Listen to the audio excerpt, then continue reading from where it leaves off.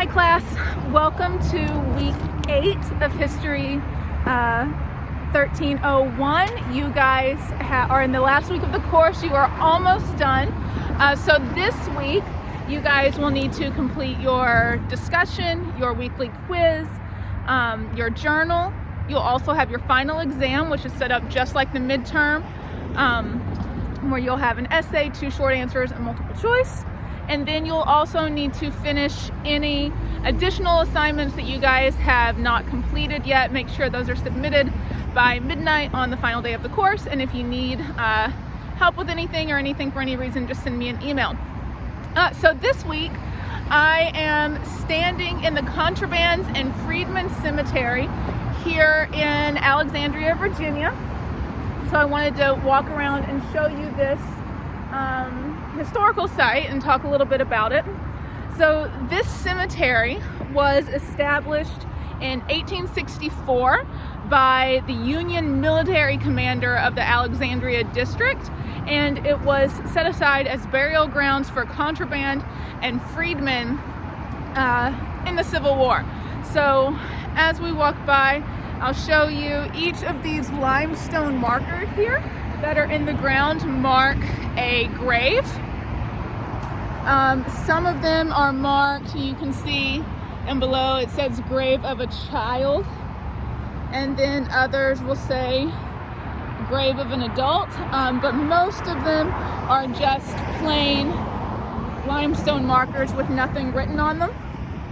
They do not have any names, they do not have any dates or anything like that. It just marks where the grave is.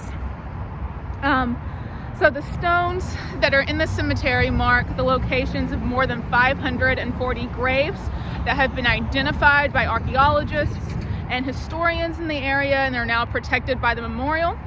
But according to historic records, the cemetery once held nearly 1,200 additional graves, which have been destroyed in the area because of buildings and roads and stuff that have been built. Of the people that were laid to rest here, over half of them were children under the age of 16. I also want to take you out. It'll be a little loud because it's right by the road, but out here on the sidewalk outside of the cemetery, you'll see that there are some white bricks that are laid into the sidewalk here, stretching down to the end of the road, and there are a few more this way that you'll be able to see. Now, each of the white bricks marks another grave that was found by archaeologists that is not within the bounds of the cemetery as it is today, but they are graves that were disturbed or destroyed for the building of the road and the sidewalk long ago. And so those are marked. So we'll walk a little bit further into the cemetery so it's a little bit quieter and away from the road for you guys. So the last burial in this cemetery was made in January of 1869, but then the cemetery was kind of lost to history. It wasn't taken care of. It was basically abandoned and forgotten about. It was overgrown, it was unkept, and the cemetery was rediscovered in the late 1900s, and the boundaries of the cemetery and the graves were identified by archaeologists. So it was lost for basically over 100 years here. So I'm walking further into the cemetery, and you can see all the gravestones behind me here, and then over here I have all of them, and helicopters flying overhead. Right, so the city of Alexandria acquired this land in 2014 and created the memorial, which I'll take you to in just a minute. So originally, the Union Army buried black Union soldiers who were members of the United States Colored Troops, or the USCT, here in this cemetery as well. But African American troops in area hospitals demanded that they be given the honor of a burial in the Soldiers Cemetery, which today is known as Alexandria National Cemetery, and it's just a few blocks away from here.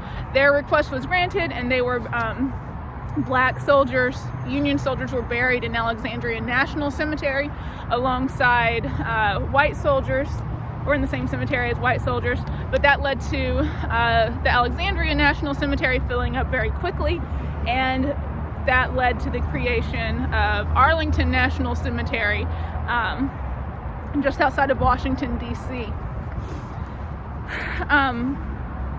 So by 1864, that one was full, with over 4,500 burials, and then Arlington was created. So during the Civil War, there were 175 U.S. colored troop regiments, and all of these regiments, it's important to note, were led by white officers. And total, with these 175 USCT regiments, there were about 178,000 black troops in the Civil War for the Union, which totaled about 1/10 of the manpower of the Union Army. One thing that is astonishing, that is important to note, is over 20% of the black Union soldiers, over 36,000, died in the Civil War, which was 35% higher than white Union troops. This is drastically higher. 35% is a huge difference. But these black troops, or these USCT regiments, were created 18 months after the Civil War began. So 35% more black troops died in the Civil War, and they started fighting about a year and a half after the Civil War began. So their numbers are drastically higher than their white counterparts. So I noted that this cemetery is called the Contraband and Freedman's Cemetery. So we'll talk a little bit about the word contraband and what that means in this context. So during the American Civil War, Confederate-owned slaves who sought refuge or shelter in Union military camps, or who lived in territories that fell under Union control, were known as contraband. And by the war's end, the Union had set up over 100 contraband camps in the South, where former slaves or black people could go for refuge, and they worked in these contraband camps for wages in these army camps. And thousands of freedmen enlisted while they were in these camps working. They enlisted in the United States colored troops to fight with the Union against the Confederacy. So at the top of this cemetery here, you can see the graves behind me. There is this large memorial here, and I'll talk about this because it's a pretty powerful memorial.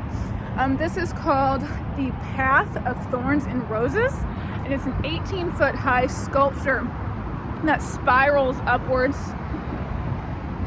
and it includes 6 allegorical figures. So we'll start with oppression. This man here, he's a semi-nude man at the bottom. He represents oppression. Then we have struggle, who is another semi-nude male figure here, struggling to climb out of the oppression and move upward. You can kind of see him, his head is down. And then we have sacrifice, who, this is the back of sacrifice here, and it is a woman holding the limp body of her child. So her child has died, and you can see, let's see if I can get it here, you can see the legs of the child here and the woman cradling the child, and that one represents sacrifice and loss. And then we have compassion, which is the woman here at the top who is holding a baby over her shoulder, and she is reaching down a hand to the woman that is representing sacrifice and loss, and she represents compassion. Okay.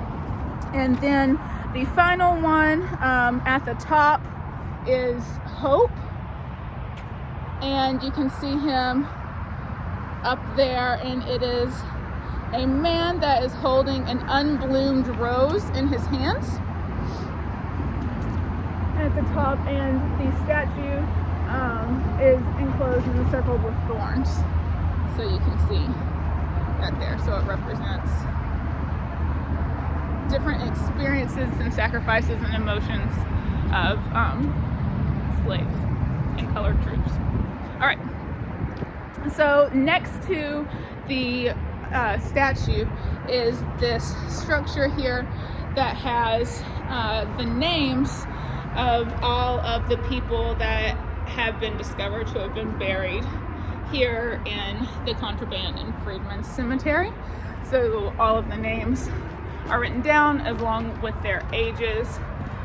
Here I see some that are 6 years old, 3 years old, 2 months old, 18 years old, 11 months, 60 years old, 6 days old, 1 day old, 27, 19.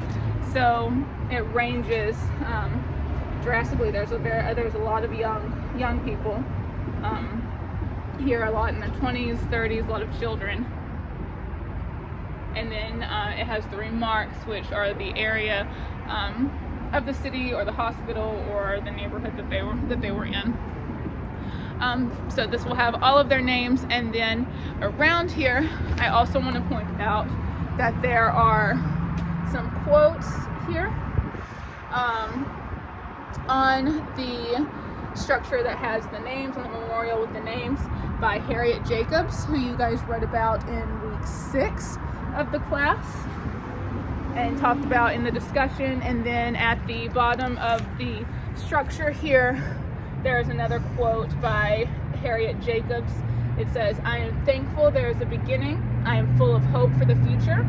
A power mightier than man is guiding this revolution, and though justice moves slowly, it will come at last. The American people will outlive this mean prejudice against complexion." And that again is by Harriet Jacobs, who you guys read parts of her diary in week 6 of the course and her experience as an enslaved woman. So that's the Contraband and Freedman Cemetery here in Alexandria.